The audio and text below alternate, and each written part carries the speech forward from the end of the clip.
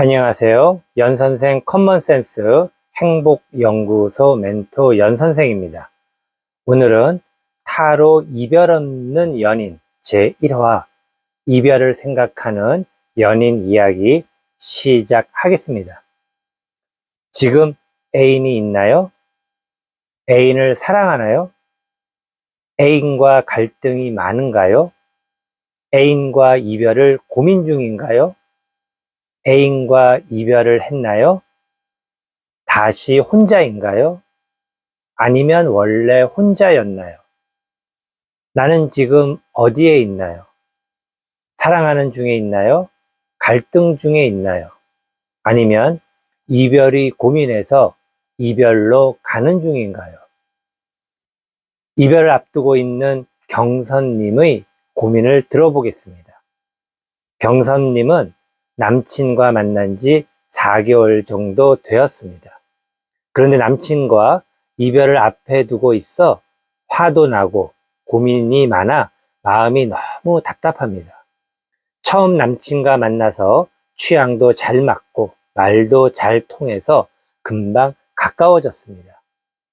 남친과 만난 지 한 달 만에 남친이 직장을 새로운 곳으로 옮겼는데 적응하기도 어렵고 일도 바빠서 자주 못 보게 되었습니다.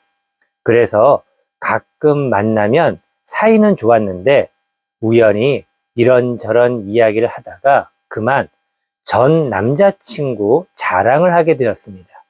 그러자 남친도 전 여자친구 자랑을 하였습니다. 그냥 서로 비겼다 생각하고 그래도 나름 연락 잘하고 지냈지만 남친의 전화 대화나 문자는 주로 일이 바쁘다였습니다. 그러다 보니 점점 만나지 못하고 연락만 하다 보니 불안해서 남친 질투 유발하는 밀당도 해보았고 잘 해주지 않으려고 노력도 해보았습니다. 그러는 도중에 남친은 또 다른 직장을 알아보다가 다른 지방으로의 이직을 결정했다고 연락이 왔습니다. 그리고 그날이 남친 휴무일이었는데 남친은 동생과 기분 전환으로 쇼핑을 간다 하였습니다. 그 순간 갑자기 오랫동안 만나지도 못했다는 것과 남친이 그날이 휴무라고 알려주지도 않은 것이 서운했고 당장은 회사에서 일하고 있기 때문에 남친을 만나서 함께 쇼핑을 가지 못하는 서러움에 화가 났습니다. 그래서 약간 불쾌한 마음으로 앞으로는 쉬는 날을 함께 맞추자고 문자를 보냈습니다. 남친은 보낸 문자를 읽어보지도 않았습니다. 그래서 화가 나서 답 없으면 헤어진 걸로 생각하겠다. 쓰레기냐? 널 만난 내가 한심하다는 내용의 문자를 보냈습니다. 이번에는 남친이 문자는 보았는데 답장이 없습니다. 3주가 넘어도 답장이 없습니다. 도대체 남친은 그동안 어떤 생각으로 만남을 가졌던 걸까요? 남친이 문자에 지금까지 답장을 안 보내는 이유는 무엇일까요? 남친의 속마음은 무엇일까요? 다시 남친과 연락이나 재회 가능성은 있을까요? 연락을 먼저 해야 할까요? 아니면 더 기다릴까요? 경선님의 고민을 들은 당신의 생각은 어떤가요? 당신의 감정은 어떤가요? 그리고 혹시 경선님의 고민이 당신에게도 반복되는 고민은 아닌가요? 경선님의 고민은 상담을 하면서 가장 많이 듣는 전형적인 연애 알고리즘 증후군입니다. 안타까운 마음이지만 이별은 두 사람 모두의 잘못입니다. 남친의 잘못이 있고 경선님의 실수도 있습니다. 경선님과 남친은 경선님이 원하는 대로 다시 만날 수 있을까요? 타로 상담에서는 두 사람의 타로 운명의 역할로 다시 만날 수 있도록 어드바이스를 할 것입니다. 그리고 더 중요한 것은 두 사람이 이별을 생각하는 같은 실수를 반복하지 않도록 타로 연인 알고리즘을 알려드릴 것입니다. 물론 타로 이별 없는 연인은 영원히 이별하지 않는다라고 보장할 수는 없습니다. 왜냐하면 당신의 마음은 변할 수 있기 때문입니다. 그리고 당신의 마음이 변하면 상담을 오지 않겠죠? 타로 연인 알고리즘에 오신 걸 환영합니다. 이별을 생각하고 사랑을 하는 사람이 있을까요? 사랑을 하는데 이별을 생각하나요? 사랑이 과거가 되면 이별이 오는 건가요? 이별을 하면 사랑은 과거가 되는 건가요? 연인 알고리즘은 애인이 만들고 싶고 애인과 사랑을 하고 애인과 갈등이 생기고 애인과 이별을 고민하고 애인과 이별하고 다시 혼자라서 외롭고 다시 새로운 애인을 만드는 것입니다. 결혼을 하지 않은 상태 또는 파트너 관계가 아닌 상태에서 두 사람이 만나고 사랑하고 갈등하고 이별하고 또 다른 사람을 만나는 것이 연인 알고리즘입니다. 연인 알고리즘은 만나고 사랑하고 갈등하고 이별하고 다시 만나는 것이 공식이고 그 연인 알고리즘이 나의 의지로 나만의 연인 알고리즘이 되는 것이 타로 연인 알고리즘입니다. 여기서 나의 의지는 나의 역할입니다. 그리고 나의 역할은 타로 운명의 역할이 되어야 합니다. 결국 타로 연인 알고리즘은 나만의 타로 운명의 역할을 통한 연인 알고리즘입니다.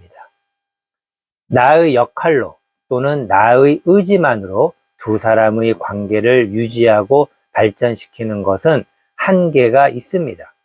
두 사람 모두 각자의 역할로 만나고 사랑하고 갈등하고 이별하고 다시 만난다면 연인 알고리즘은 부부 알고리즘으로 진화하고 발전할 것입니다.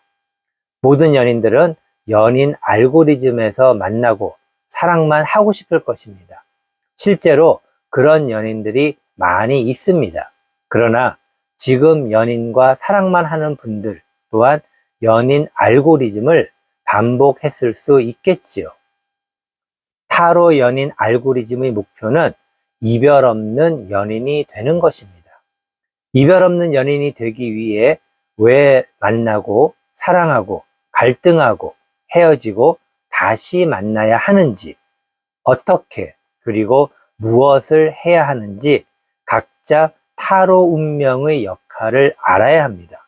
그리고 각자의 역할로 만나고 사랑하고 갈등하고 헤어지고 다시 만나면 연인 관계가 타로 운명 역할의 선순환 구조에 들어가게 됩니다.